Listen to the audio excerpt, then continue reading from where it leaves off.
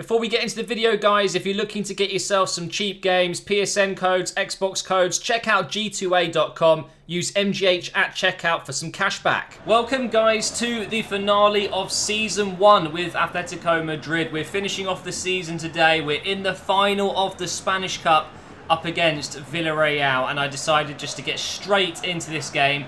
And then after this match, we're going to look at stats. We're going to see how my players have got on throughout the season, squad reports, all of that stuff. And also a fan conference where I'm going to be answering some of your questions, which will be at the end of this video. So it's time to end it on a high. Hopefully the team I've selected, which you can see here, is probably my strongest team. We can win the cup to finish off the season. We didn't do so well in the semi-finals of the Champions League. We got knocked out by Tottenham, which was heartbreaking. But we went on to win the league. So this would be the double. And that is exactly what I'm after. This is the team that stands in our way, and it's a good team. They've done really well this season. I believe they finished in 4th place. It might have been 5th in the end, actually. I can't quite remember.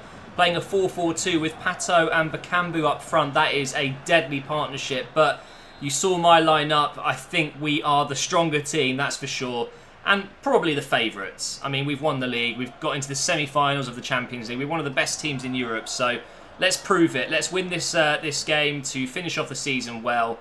And then we'll get into the stats of the season. Let's see if we can get on our first attack. I can see Alexandro in a nice bit of space. Let's pick him out. It's a lovely pass. Go on the inside for Carrasco. He's going to get there. Back out for Alexandro. No one's in the box, really. Let's play it back, I think. Just be patient. There's no rush. Koke into Saul. I'm going to try a shot here. Okay. Not the best shot, but that's okay. First shot on target. Let's go again. Here's Griezmann. Great to have him back, of course. Over the top. Oh, what a ball. No, that's a foul. Surely that's a foul. At least we've got it back. Now here's Cancelo. Over to Sandro. Into Williams, maybe. He's offside. No, he's not. It was Griezmann offside. So I'm able to get the shot away. But again, easy save from the keeper. Luckily, it wasn't offside because now we've got the corner. Decent delivery. And I think that's going to be cleared. It's been a good start, though. Let's get on the attack again. We'll put that through for Cancelo. Now, this could be a good attack. I think I'm going to go for the cross on the ground. And why? Why has it gone behind all my players? Luckily, I've still got it. Saul into Carrasco. Nice little scoop turn. Now chip it in the box for Griezmann. He's in, and there you go. Simple as that, guys.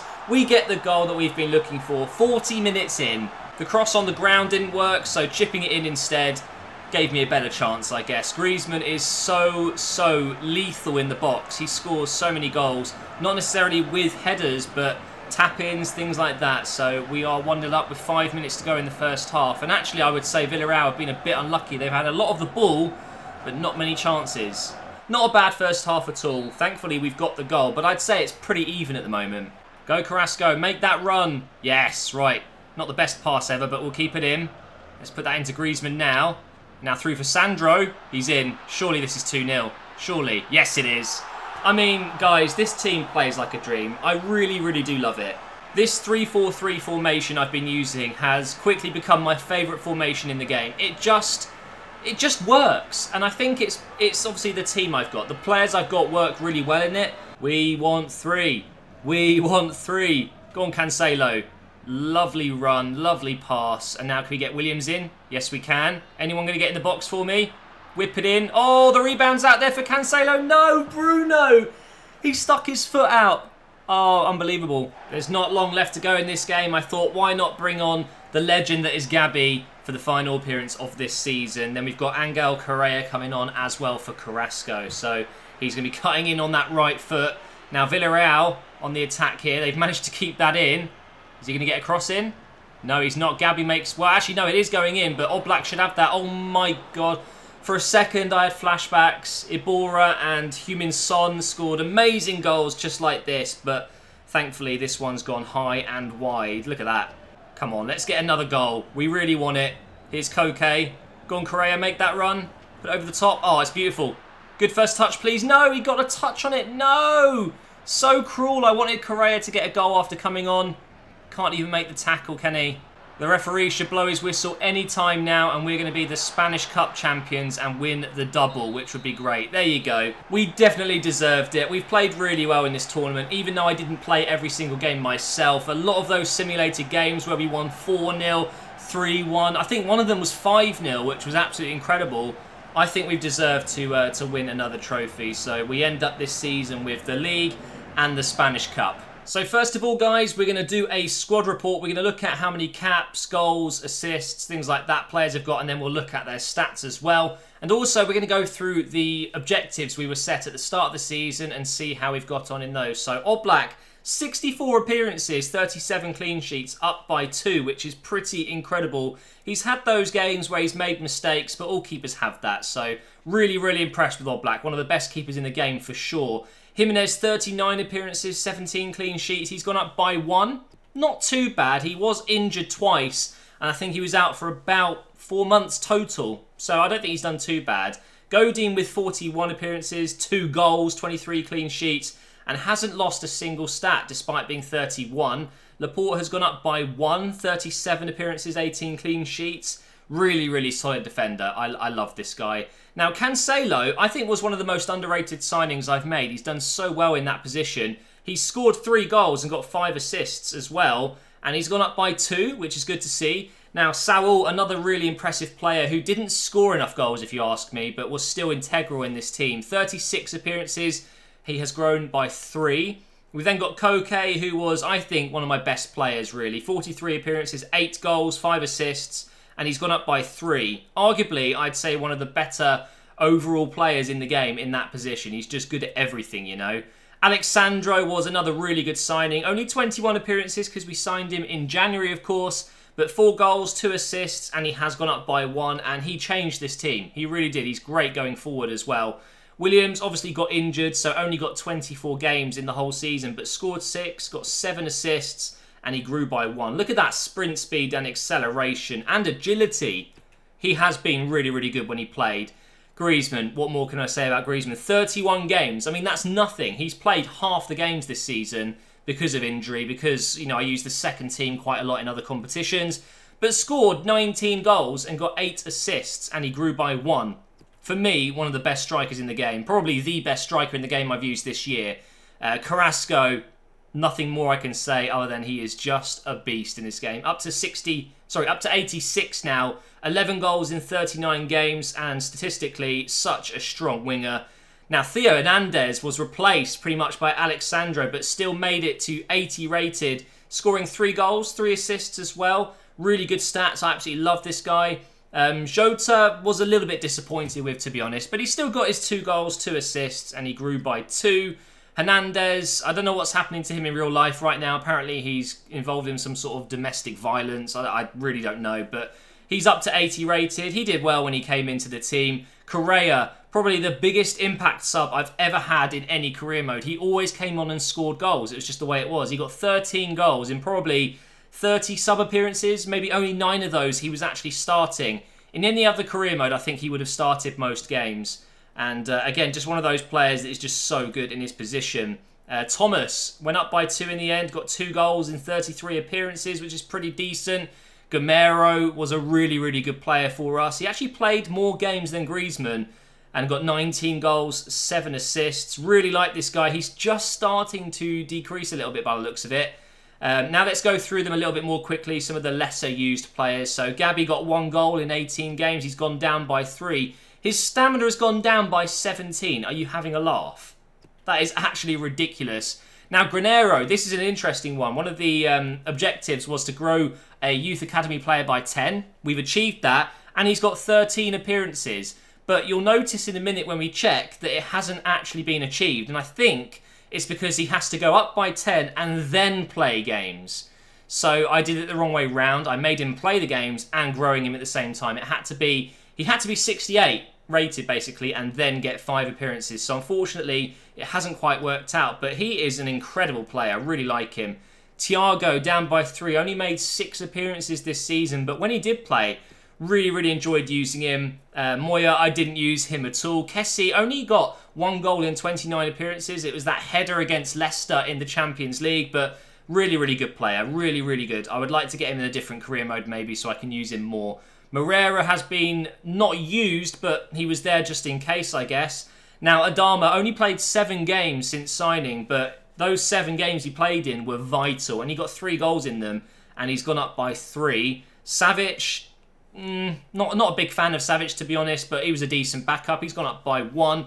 Vashalko, again, not really someone I use too much, but when he played, he was decent. Gaitan's gone down by 1, and wasn't anything special, if you ask me. Wasn't anything special, but still decent. Luis has gone down by 2 there, which is sad to see. 24 appearances, 31 appearances for Juanfran. He's gone down by 2. Torres has gone down by 3. He scored 2 goals for me, not too bad. And look at those stats. He's gone down 11 in acceleration, sprint speed, and strength. Oh, dearie me. Sequeira out on loan has gone down by 1. Vieto's gone up by 2 out on loan. Only played 5 games. Are you kidding me? Torres only played 4 games. Oliver Torres, that is. Manquillo didn't play, apparently. Henrique didn't play. Crane Vita went up by 1 after playing 24 games. That's not too bad. Werner didn't play, went up by 3. Okay, this is interesting. So Villarreal, he actually came on against us in the final there. He's gone up by 3 there. Rafael Santos Bora. I'm not sure how you pronounce his name. But he scored 9 goals in 18 games. Very, very decent. Mensah didn't play. Velázquez didn't play. Jeju played 1 game. What? This is ridiculous. Barely any of my players out on loan played any games. Pretty silly if you ask me. But in general, guys, other than the older players that have started to decrease, a lot of my players have exceeded what I was expecting them to. They've done really well and they've grown quickly and got lots of goals, assists, clean sheets and things like that. So it looks like Chelsea won the Premier League. United came in second, joint with City, just on goal difference. And Arsenal came in 4th, of course. Over in France, PSG won their league, of course they did. Monaco in 2nd, Lyon in 3rd. And over in Germany, oh, of course, Bayern won it. Oh my God, they didn't lose a game.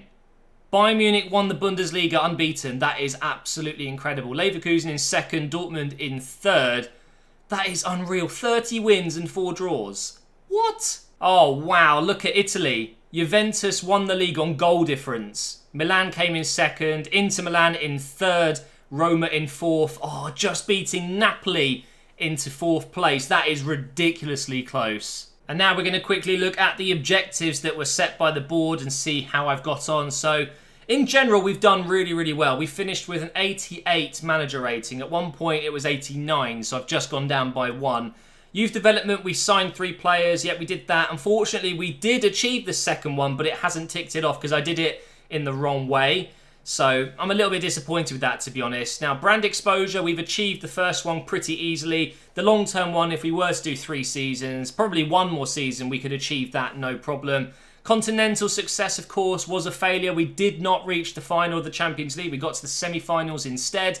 But look at this. Domestically, we have ticked all 3 off. So finishing the Champions League place, we did that. Reached the semi-final of the Spanish Cup. And long-term, within 2 seasons, win the league title. Of course, we did that in the first season. And financially, this one wasn't too important. It was a low priority. But within 2 seasons, increase the club worth of your club by 15%. So we did that one relatively easy as well. And now, guys, I'm going to finish off with a fan conference. I've had your questions coming in over on Twitter. If you don't follow me on Twitter, I'd really appreciate it. It's @officialmgh. I'm very close to 145,000 followers. So if you could follow me, I'd really appreciate it. So the first question coming in is from Joshua Sebage. And he says, are you happy with your season? If not, why? Ultimately, yes, I'm very happy with how the season has gone, although the disappointment of the Champions League leaves a bad taste, I guess. I'm a little bit upset that I couldn't get into the final. I think if I got into the final and lost, I would have been more okay with it. Obviously, I would have wanted to win, but I really, really do think the Champions League is the trophy that any top team should be going for. So really, really happy that I was competitive enough. I got into the semis, just couldn't go that one step further. But of course, regarding the league, the Spanish Cup, I'm very pleased with how the season has gone. The next question is from Danny Inman. He says, best achievement this season? For me, it's got to be the league. I think winning the Spanish league when you've got Barcelona, Madrid, Villarreal, you've got Sevilla, quite a few good teams that could be up there as well. Winning it is not easy, and the fact that I did it in my first season with a bunch of new players that I've not used before, a completely new formation, I'm really pleased with it. So I think that's my biggest achievement this season. Of course, winning the Spanish League, the Spanish Cup isn't as amazing, but that's still pretty good as well. But obviously, if I was to win the Champions League, that would have been the biggest achievement. Now, this one's interesting. It comes in from Tom Hanks. Thank you for this question. It's a really good one. How badly did the injuries influence the end of the season? Do you think you'd have won the Champions League if all players were healthy? It's a really difficult one to answer. I think yes. I don't know if I would have won the Champions League, but I think I would have gone through against Tottenham, or at least had a better chance with Griezmann fit, especially because he's such a good player for me. But of course, you can't say that. I really don't know. I think it did affect a lot of the end games. I think maybe we could have done a little bit better in the league, so it wasn't so close at the end. But in general, yes, I think those injuries they did cause problems. But luckily, it wasn't 5 or 6 injuries. It was just 1 or 2 of my main players that weren't fit. So had they been healthy, I think I would have had a better chance, absolutely. The next question comes in from Brandon Hull. He says, who's been your favourite player this season? I had a lot of these questions coming in, so thank you for that. And it's probably not the answer you're expecting. You're probably thinking Griezmann, Gamero, the goal scorers, right? For me, it's Koke. Koke has been the most underrated player this season. I think he's scored some fantastic goals. He's got a lot of assists. And there were games where I was struggling and he would just pick the team up, get a through ball, get us into a good position to score. And Koke for me has been the best player this season and my favourite player this season. I've really, really enjoyed using him. And I guess this is a similar question, but it's not related to the first team. So Alex Anderton said, which player from the squad who isn't always in the starting 11 are you most pleased with? So players off the bench or the reserves. And instantly, it's Correa. Correa is, I think, over the last few years in FIFA, one of my favourite players because he's really versatile. He can play on the right, the left, the middle. He can even play in midfield if you really want him to. And because he's quick and because he's agile, when players are tired, if you're coming up against a team where they've got defenders that are a bit tired, they've been running a lot, you bring Correa on and he causes havoc. And he scored a lot of goals for me off the bench. And when he did start, he was incredible.